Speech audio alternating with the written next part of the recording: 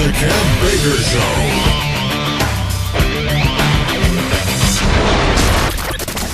Morning, good afternoon, good evening, everyone. Welcome back for another week of information and fun right here on your favourite show, The Kev Baker Show, on your favourite network, www.truthfrequencyradio.com. We're coming to you live from still a sunny Glasgow. I am absolutely loving this weather. Everyone, well, almost everyone, is smiling. It's amazing how the sun brings out the smiles in everyone. And Johnny whistles. I'm looking like I've been in Spain for the past fortnight, man. Have you had a good weekend, sir? Yeah, I've had a great weekend. And as you say, Kev, the weather, it does make a difference because everybody looks happy. Do you know what I mean? It's really good. And people that you wouldn't actually see are actually out there. It's great. I love it. Absolutely fantastic. And something else that is going to make everyone happy. A little bird has told me, John, that sometime really, really soon, we're going to be having Op Free World from Anonymous coming on to the Truth Frequency Radio Network. You've heard them on my show, you've heard them on Joe's show, and you've heard them on the Freaky Friday, and they're going to be here live on the number one network. And Johnny, we've got a couple of cracking guests tonight, but before we bring them on, would you like to head on over to Wookiee Cave and give them their shout out, man? In there just now, Kev, 34 people in the tinfoil hat area, starting with a Glasgow lassie, Alison Dunlop, and somebody who's not a Glasgow lassie is Ozzy Anzac, who I should have met in Los Angeles. That still hurts me. We've got Bill Christensen, we've got Bill Demarest, Brendan O'Shea, Calvin Long, Carol Smith-Rea, we've got Chris A. Freeman, we've got Daryl Bowles, Devlin, Do Wanna Know, Jeff Phillips, we've got Gergs, we've got James Millward, John Robert Wilcox, John Tita was here, Kat Landry, we've got Kieran Thomas, Kev Baker, Lichty Lass, the lovely Mary Sharp, we've got Michael Thompson, Michael Milley, we've got Nancy Lalonde, Op Free World, great to see you in there, we've got Optimists, we've got myself, Sam Ramirez, Scottish John, our brother in Texas. We've got Shane Virtue, Stephen Gray, Thomas Silk. We've got Tony Phillips. And last, number 35 in there, Kev, is Tracy Whitten.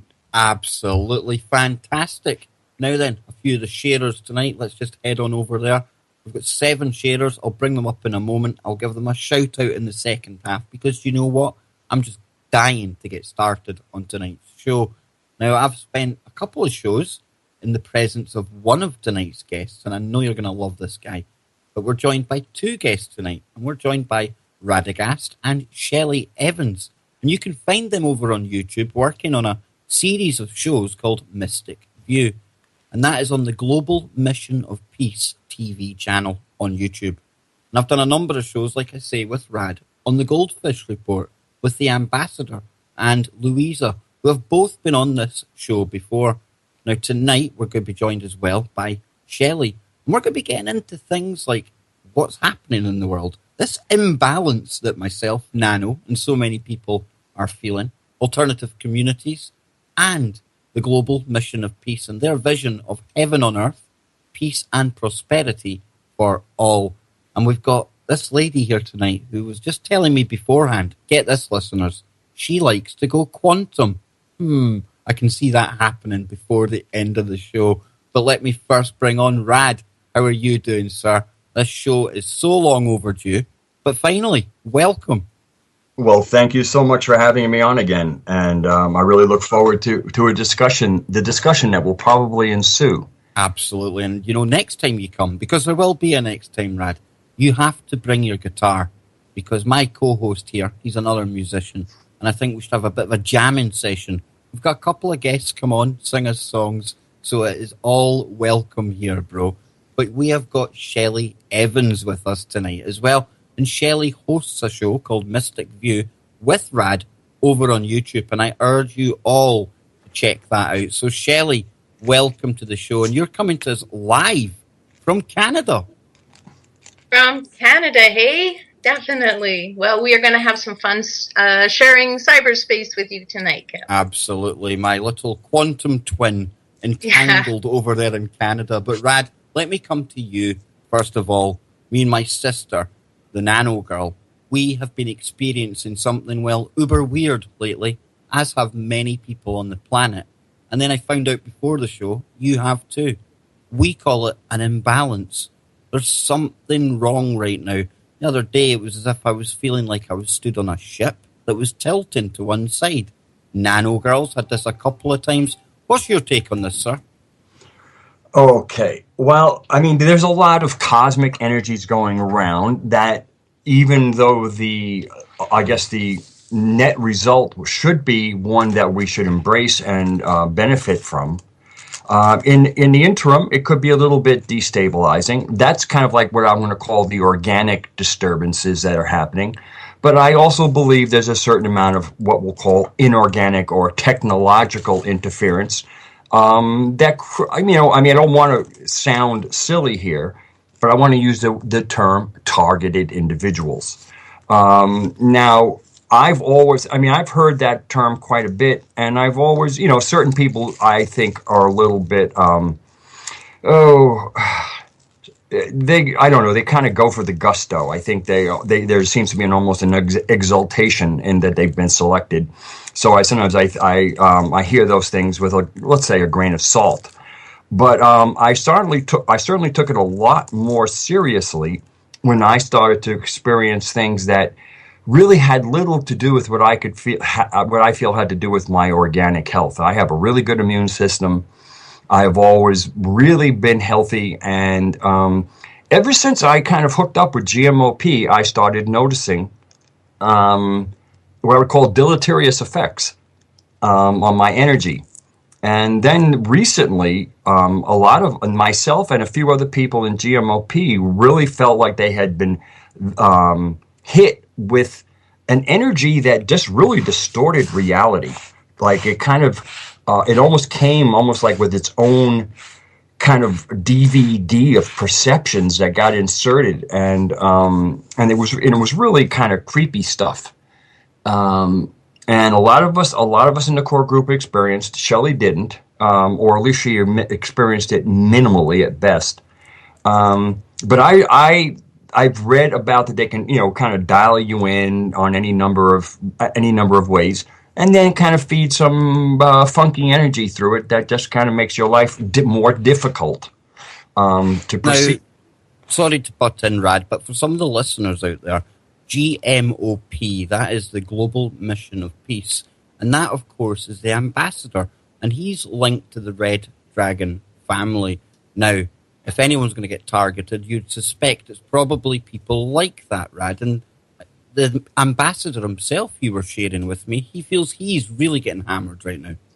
Yes, he is. And he has been for a long time. I mean, he's the point person. If anybody is going to be whacked a little, it would certainly be him. But also, we're Global Mission of Peace and the ambassador are kind of like one entity.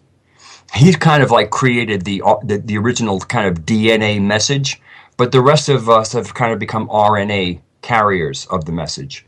So it's really become quite empowered.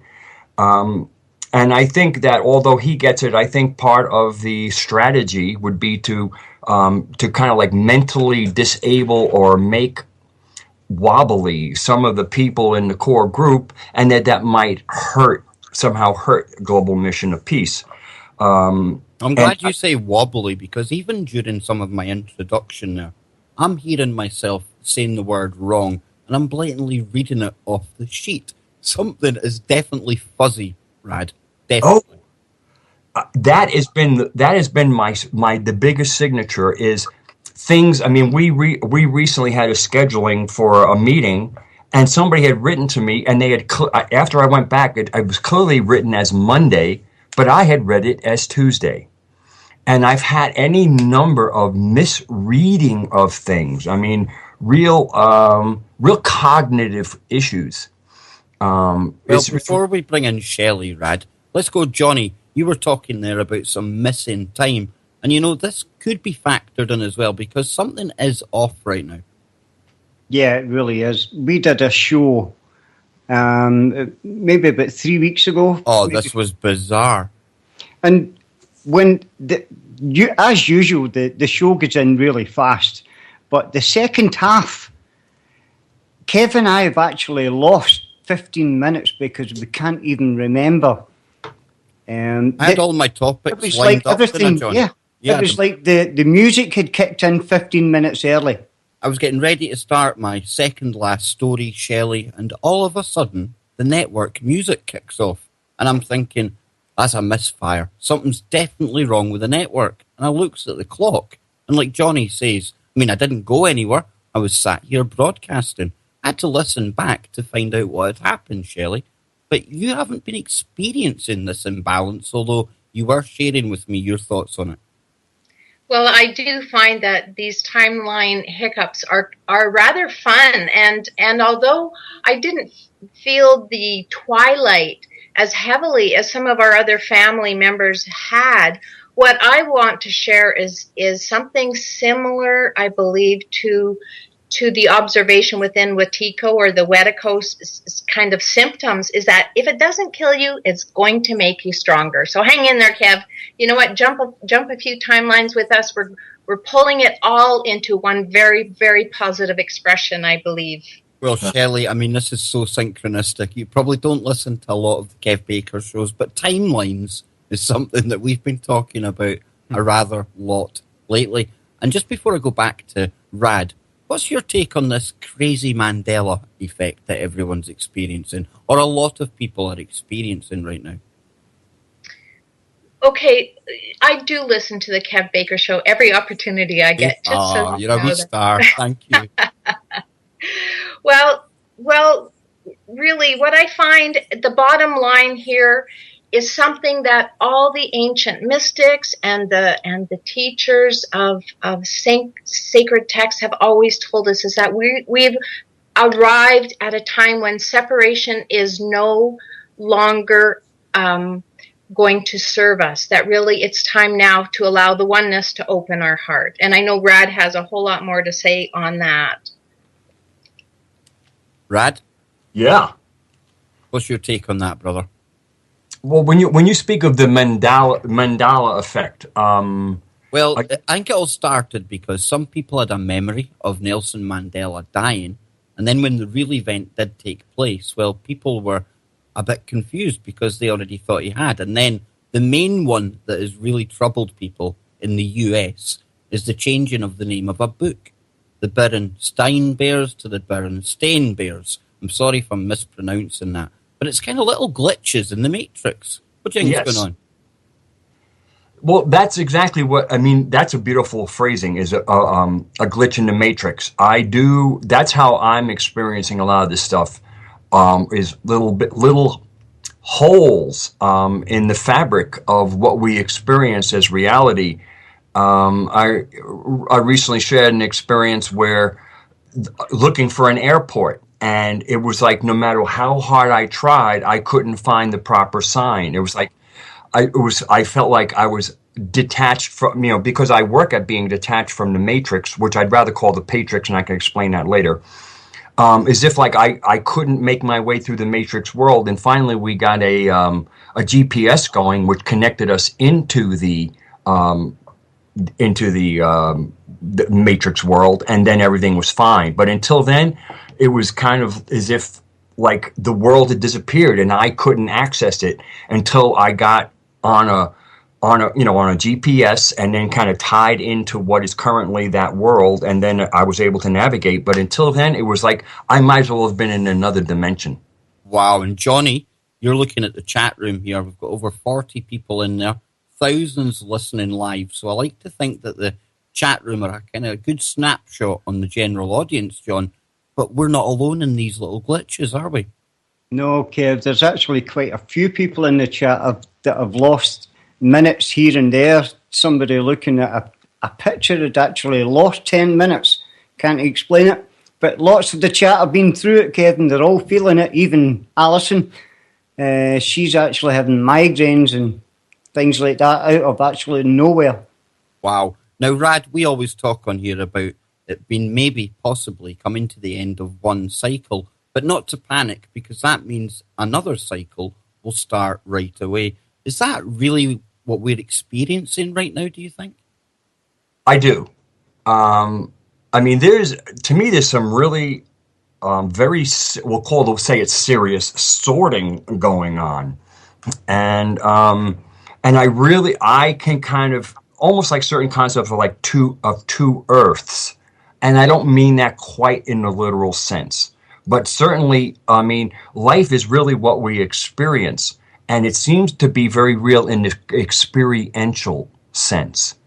And so since we really, life is about experience, whether or not there are two Earths or there's just a perception of this kind of, let's call it, those who are engaging in the new energies and those who are just basically living their lives. I don't want to call them the asleep people or any of those derogatory things. They're just doing life as they have known it. And they seem to not be as sensitive or not picking up on what is a quantum change. Definitely. And Shelley, even the Schumann resonance of the planet at this time is changing. And our human biological spacesuits, they're well tuned to what it used to be. Do you think that could be, help explain what we're experiencing right now? Is that some of the shift that we're going through? It certainly is participating in the shift, but so are other elements, such as, for example, what people are referring to as Nibiru. Having that in our close into our solar system is definitely having a perceptible effect. And we've all had these opportunities, these kind of ramps out of 3D. But what we're talking about here is not just, say, matter and antimatter. We're talking about the sparks of 3D that are actually raising in frequency to become perceptible to those higher ranges, while we maintain our kind of beta awareness of 3D at the same time. So we're a little bit learning how to surf and juggle at the same time. So I take it, I mean, me personally, I am useless at trying to meditate and things like that. I struggle to find a quiet space inside my head and my heart. There's just so much going on in there, Shelley, and I'm sure people share that with me. But would you say that meditation is one way that we can almost, alleviate some of the stresses we're going through right now? Definitely, because meditation, and I can give you a quick little insight. If you think that you don't know how to meditate, I can tell you how very quickly here. But definitely, because meditation is, in fact, what we are trying to do is activate our pineal gland. And so simply by meditating, even if you can't meditate, if you just close your eyes, go into darkness, maybe hold your breath, and just feel what is around you, that will initially assist to help raise that Kundalini experience, because what we want to do is spark the pineal gland. So what I've seen is this has happened in our cosmos. This has happened in our heavens, and the stars are for signs. So we've seen the signs as above. Now we need to find where that's happening as below, as within, and as without. And it is, in fact, definitely happening to everyone. And this is the sense that we are receiving physically, and this is the result of, this is what's impacting the Schumann frequency, and why we're able to see. Some of us have literally seen Nibiru, for example. Wow. And Rad, before the show, we were talking about space and the area that we're moving through right now, and you were sharing with myself and Johnny what you think is sitting at the center of the galaxy, and I really, really liked your take on this. I'd never heard it before. I'm definitely going to have to think about it. But I'd love you to share with the audience kind of your vision on what you were telling us beforehand. Okay, I'll be glad to. But before I do, I just want to very quickly, just to finish up a meditation, like you say, that you can't quiet your mind, and that's why I have devised another way to skin a cat, and that would be what I call Western meditation, which is meditation for monkey mind. Now that's what I need. And what the whole idea of working with monkey mind is give the monkey something to do. So like you could, like Shelley's speaking about opening the pineal gland. The pineal gland is pretty much associated with an indigo color. So you tell the monkey, imagine a nice indigo color and place it over that part of my head to feed that chakra. You can do that with other chakras where what you do is rather than seeking the quiet, you give the monkey jobs. And you give the monkey spiritual jobs to accomplish. And really running the colors of your chakras is a very good monkey mind thing to do. And you know, one thing that Nano Girl taught me was if you're ever needing protection or something like that, just kind of envision yourself surrounded by almost purple light, like a lilac kind of frequency. Would that make sense to you?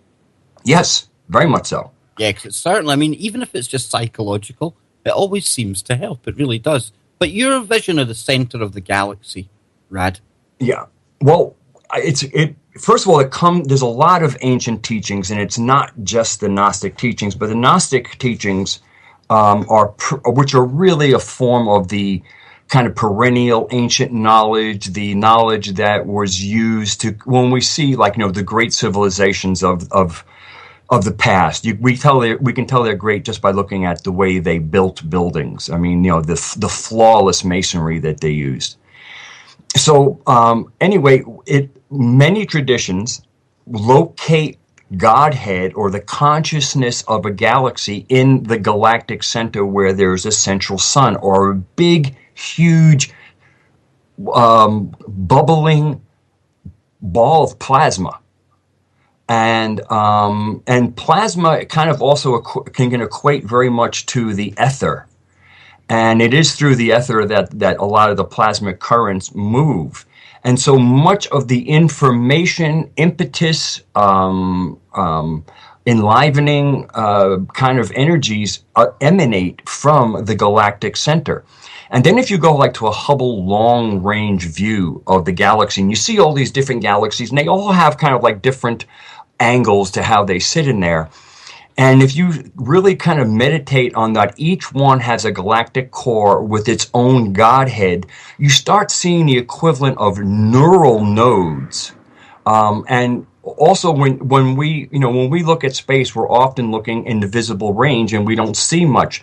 But you start looking at through telescopes that can see infrared and gamma rays, and you can see all of this empty space is full. I mean, it's full of plasma clouds and various gases, and I mean, it's really, really busy in space. And when you are able to see in these other spectrums that our visible spectrum does not allow our physical field to see, physical vehicle to see, you start to see a lot of what I would call, from a body worker perspective, connective tissue. And so now you see these galaxies not sitting in empty space, but sitting in these connected fields. And you start seeing the beginning of what I would call the cosmic body.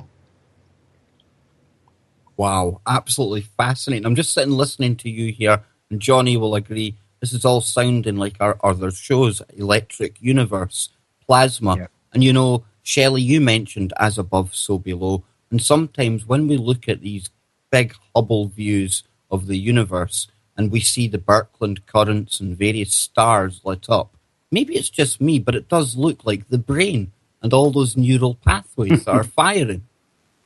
It absolutely is identical. So what maybe some of our ancient texts would have called Indra's net is seen in quantum science as the Mandelbrot set. Now, the Mandelbrot set, I'm sure everybody can imagine, right, the magnification. You go in, you zoom in to 100% magnification, and it is continuously repeated. Well, what we see there is called, there's a element in the Mandelbrot set that's considered the seahorse. Well, the seahorse is in the human brain, the hippocampus. Now, Stedman's medical dictionary would call it the white eminence. It's the hippocampus. It's the organ for memory. This is where we have the return of Christ consciousness, the return of cosmic consciousness, and it is exactly as you said, as above, so below. If you can't find it within yourself, you can look outside yourself, but really to remember that everything outside is actually inside of us. And we're not separate, not to think of our third dimensional body as inside that, really, but just to know that we have containment of all that is.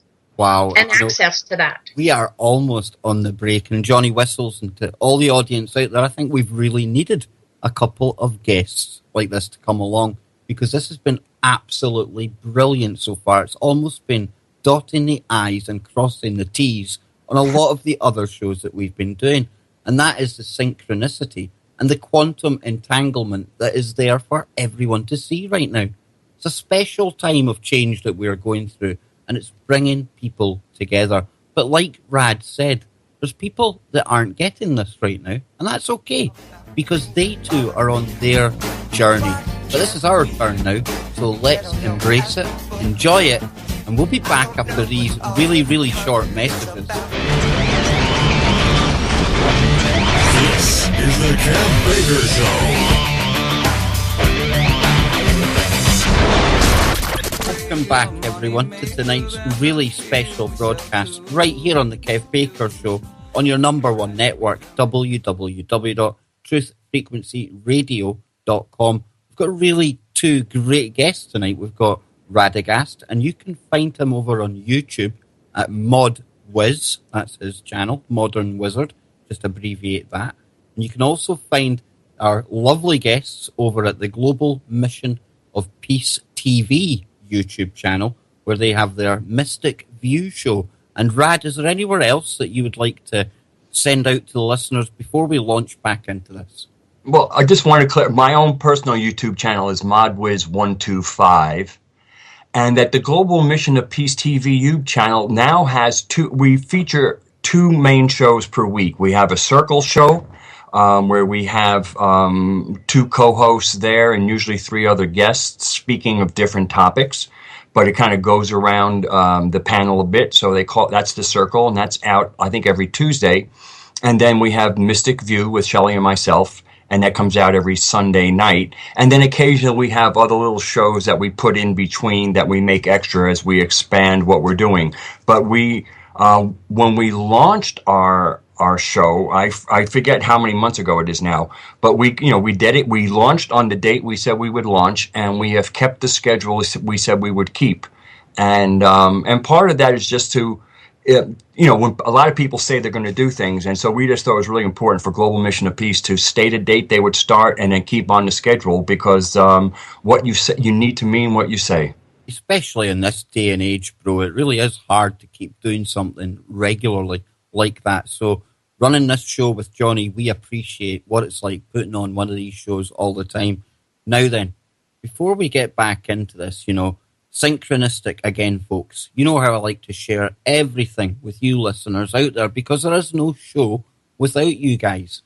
Well, all this consciousness stuff and this imbalance, it's all kind of new to me, all very, very confusing as well. Some nights on here, I sound like I absolutely know what I'm speaking about. On Wednesday night, we're going to have Anthony Patch on, and you'd swear I've probably got half a PhD in physics, but I don't. And I was sharing with Rad during the break that it's great having guests like himself and Shelley come along, because they're able to explain to somebody like me who isn't really used to all these kind of things what is going on. And I find that reassuring. And I suspect, looking at the chat room, a lot of you people out there are wondering what is going on at this time as well. But Rad, I was also saying to you, like, this, it's not like a voice speaking through me, but it just comes naturally. And then I have to listen back to the shows to find out what was said. And like I say, it sounds like I've been researching them for months, but I don't know where it's coming from, bro. Should I be worried? No, you should understand that you are right where you belong, and that's why it seems almost like it's a gift, because it is a gift. I think the strength of us, we will all find our strength if we recognize that we have some unique gifts and then pursue those gifts, because that's where we bring greatness to our collective expression on this planet. Absolutely. Johnny whistles, it's the last hour of every day in the UK here. Got a wonderful family, got a crap job written off, but this last hour always makes me smile, man. So that tells me, Johnny, we're definitely on the right path, right? Yeah, I think we are, Kev. And I think there's a lot of things that's happening now where it actually makes you feel that things are just clicking into place and just waiting for something to happen. It really is. And one of these things that is happening right now, and these guys are working on it, come to you, Rad, is alternative communities. We're going to talk about this tonight. There's a lot of people starting up alternative communities, getting off the grid. But I'd like to get your take on this and how we can be the change that we all crave. Okay, well, I think a part of it, and when I speak about the alternative community, the first thing I speak about is the online alternative community. Because of the existence of certain forums like Project Avalon, Kerry Cassidy has Project Camelot. Now, I have my opinions of those forums, but they did kind of get the ball rolling. And so and then you have, the YouTube and the various people who put out their YouTubes like yourself. But there's like a community, well, you could call them the conspiracy theorist community or whatever. I prefer alternative because basically we're into an alternative narrative to the mainstream media narrative. So rather than referring to conspiracy theories, we just, we are kind of accumulating our own facts or what we think are facts and assimilating and composing our own narrative. And it's an alternative narrative. So the people who are kind of living or speaking of this narrative form an alternative community. And I have, through the forums, I've tried to help this alternative community become a little bit more cohesive.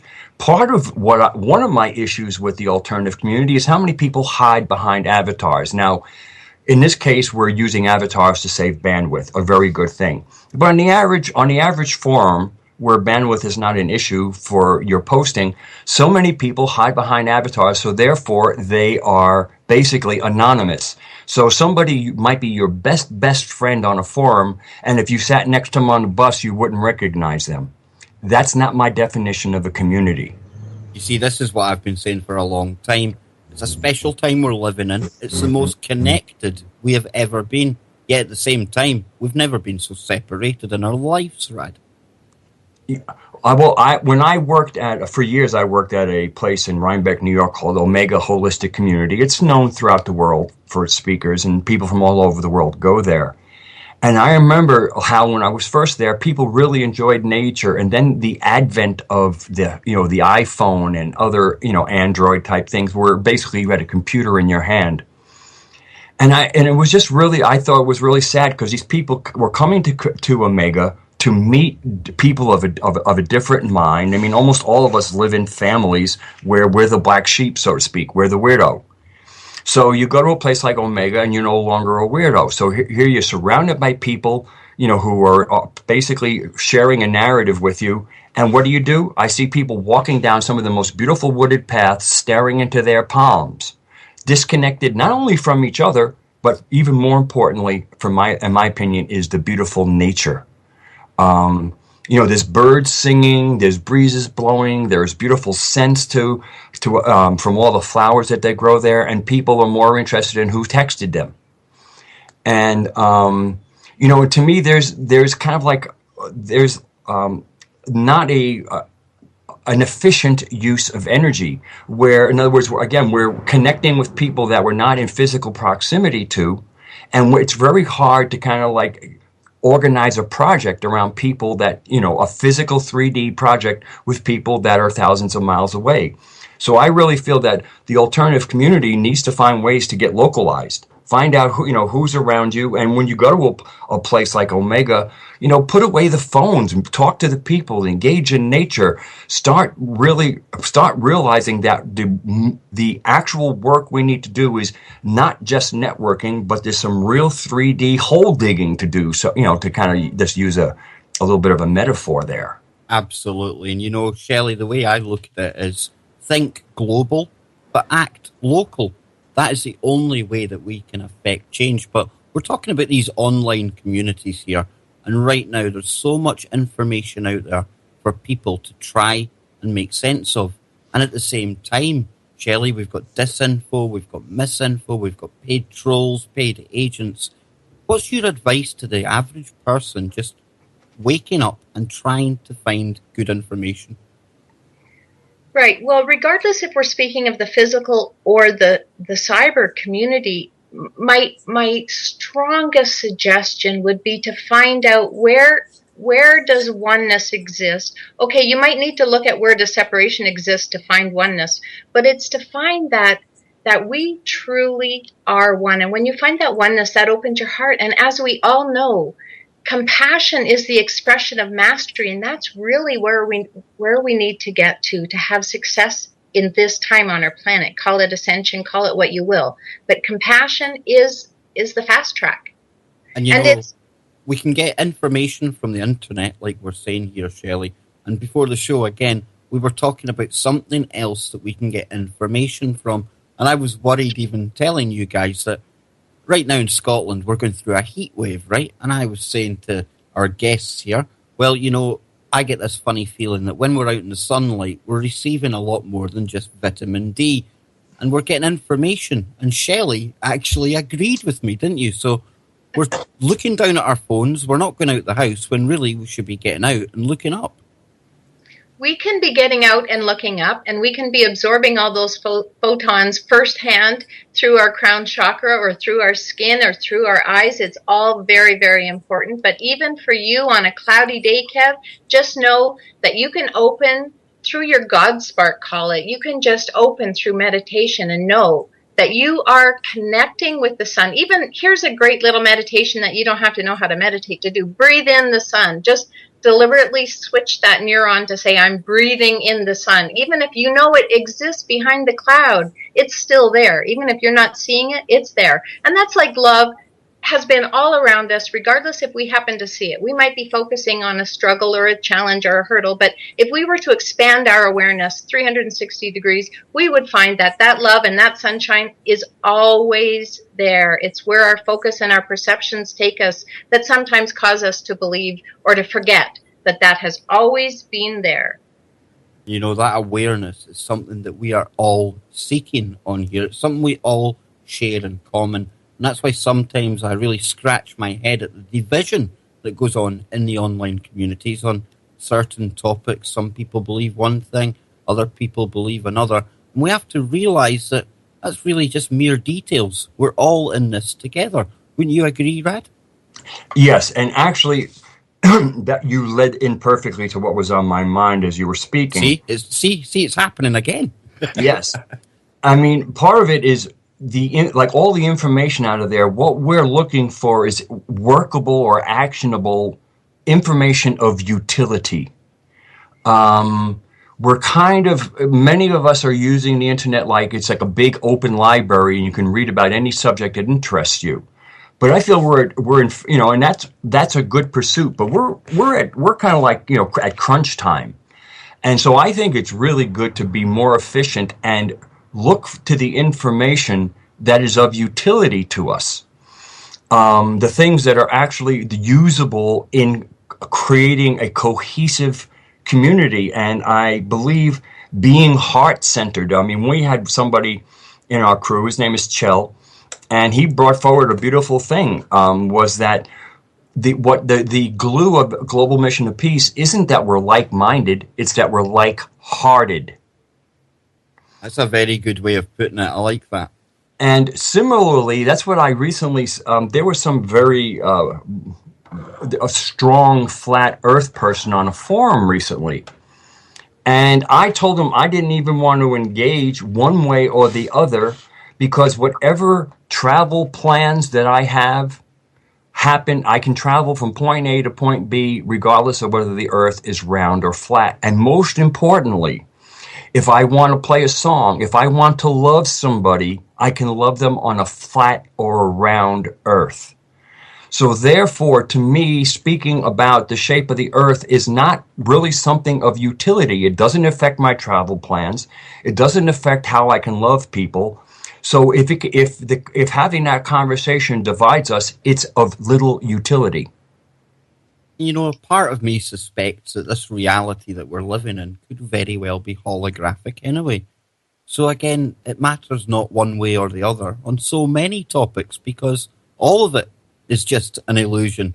And one person who'll be able to add to this is Shelley, because like me, she likes going quantum.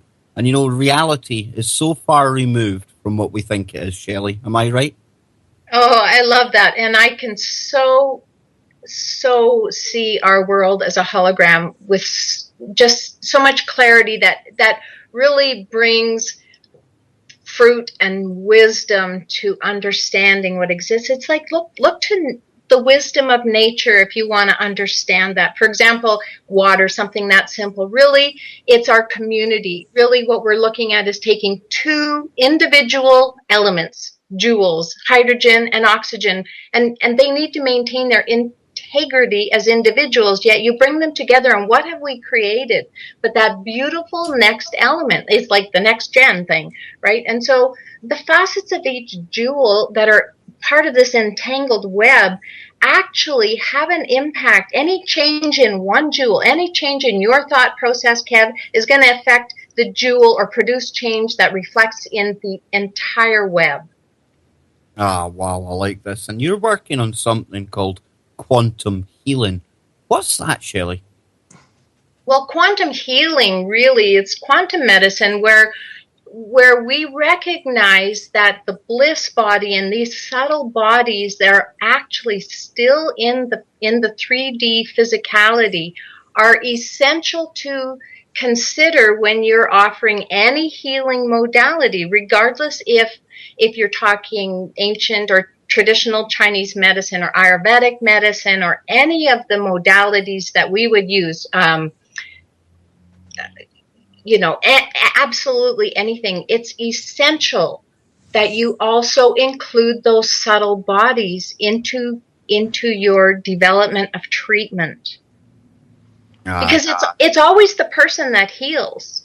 It's always the individual body that heals. We can affect this change. We can point the way, but it's up to them to receive that healing. And as you know, we have symptoms that are in service to us, that we don't want to just throw the baby out with the bathwater. Very well said. And you know, Rad, we are very, very powerful beings. We just need to realize that, I think. Well, how powerful we are in many ways has been covered up by history and, to me, the what I'll call the historical religions. But just to go back to the quantum field for a second and the holograph. I mean, when one of the main observations of quantum is the observer effect. So what we're dealing with in many ways with the if reality is a hologram makes perfect sense to me, that basically in the mind of the creator is a thought that basically matter has accrued to, and just like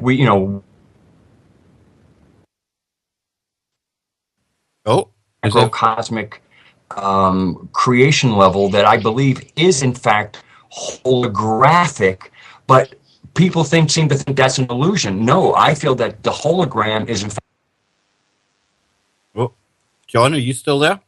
Yeah, I'm still here, Kev. I think we've lost my guest. You're back here now. Both our guests dropped at the same time. Now, one guest dropping I can handle, but Shelley dropped off as well. You're back now too.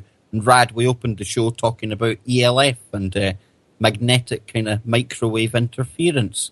Go figure. But you were getting into this holographic thing before we were rudely interrupted by GCHQ.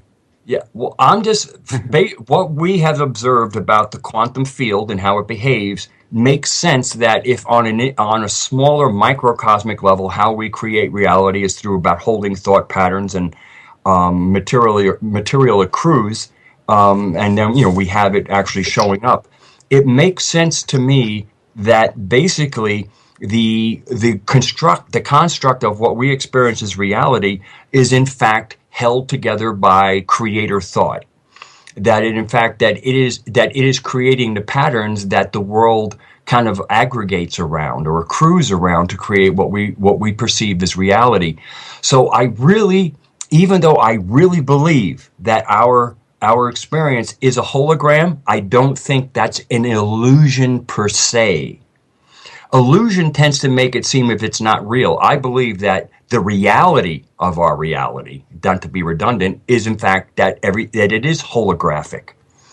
And to me, the hologram makes sense where if you understand that the quantum field is a universal field, then it just makes absolute logic that we would be in a holographic construct because we're dealing with the mind of the creator. I don't know. Am I making sense there? No, you absolutely are making sense, Rad. And yet here we are, Shelley. We're now creating quantum computers where qubits are going into other dimensions to seek out answers instantaneously. We're creating AI. And, you know, we are on the verge of becoming gods ourselves. Are we set to spark off some alternative universe if we keep going this way? Well, alternative universe, we do live in it. We are infinite, eternal beings. And so that amazing technology is so minimized if we were to look at the amazing capacity that we as physical beings have for powers immensely beyond that of any supercomputer. And so I think that we were a little bit led astray when we were taken into the technological field. Had we investigated and spent as much time investigating our own inner abilities and powers, we would be much farther ahead, much closer akin to those off-worlders that we think of as being, you know, perhaps above or beyond or superior to us. Really, they've just been allowed to explore those areas where we've been a little bit derailed and taken into technological aspects instead. Exactly. It's almost like they're trying to hack the organic, natural holograph matrix that exists. And the best way to describe it is they gave us the telephone when really I suspect we should be carrying out things like telepathy. You're right. Absolutely. And the more we simply hold that thought, as Rad was discussing the observer effect, the more we will create those adamantine particles that enable us to really excel at exactly that kind of thing, telepathy, or any of those other natural abilities. And you know, Rad, we're always telling people that we should be really careful about what we think about and what we wish for, because, like I was saying, we are powerful, and these thought forms, we have a way of bringing them into reality. Yes. And, well, it's interesting. I just want to follow up on the quantum computer about the search for knowledge, because I really believe that everything that we need to know in any given moment, because that's really how reality unfolds. You have a now moment and there's something to do. There's something you want to do in the world. And I really feel we don't need like all these academic answers to proceed. We need to listen to the voice in our heart where the Creator will speak to us and know, as like if we want to align with this energy, then we go into our heart and say, well, what I'm ready to do something, and I have a couple of choices. What from your heart, what would be the next thing to do? So I really feel what has happened to us is we're kind of in the pursuit of knowledge of understanding all things, other than the importance of understanding what is the next thing we're going to do, and knowing from our heart what that is. You know, I think all that knowledge is there, and we've got a beautiful, natural quantum computer that sits in our skull. Now, some people call it the Akashic Records, the quantum field, but out there somewhere, all the knowledge that ever has been, will be, and is, exists. And you know, this is a bit controversial, Rad, but sometimes when we're looking at these movies and we see something happening in a film 6 months before the event, everyone starts shouting about how, the CIA planted it there. But I was talking about this on a Freaky Friday one night, and it could be that the writers of the film or whatever it is have what they have thought is an original thought of their own, but really they've been tapping into that Akashic Records, and they've been downloaded with the information. Now, unbeknown to them, it was an event that's going to happen. Now, I do appreciate that's not every time, but as somebody who writes music, you shared with me as well that you get it from somewhere. You don't know where it comes from. Possibly this is what we're looking at. I think it could be a combination. I think that certainly there's what we'll call creativity, but it does seem that some of the alphabet agencies, the aforementioned one, seems to be very much involved in the production of media. So it's again, it's not a simple soup or stew. It has a lot of ingredients, There is no easy answers, Rad. But most importantly is what effect these films and things have on us, and for us to be aware of the effect in real time, so that we can examine how we're being moved, or why. Like if something makes us angry, exactly what in us is angry. What are we really angry at? Because very often anger will surface, and we think it's at something that appears on the surface. Meanwhile, if we peel a few layers, we'll find out the anger is actually tied into something else. Exactly. It's when somebody annoys you, don't look for what is annoying about them. Look for what is within you that is getting annoyed about them. And, we've only got a minute or so left. And, Shelley, any final thoughts for the listeners out there? Well, just to remind everybody that it all exists as both the wave and the particle, and it's both simultaneously happening. You can find proof of anything you want. So let's look for proof of oneness, and let's look for proof that love is all around us. Can't say it any better than that, but I'm sure Rad will have something to say to these wonderful listeners as well. Yes, well, what I would like for listeners to do is, whether you're participating or listening, pay attention to the language used. There's a lot of terms that are floating around the alternative community, the New Age community. They kind of get turned into memes, and people use them in their language, and very often they don't quite understand the words they're using. But most importantly, as we're reaching out to those who we're trying to understand where we're coming from, we have to use language that they understand. We can't really come at them with our New Age jargon and all the terms and memes that we use with each other in communicating. We have to find human ways, and the best way is to speak from your heart.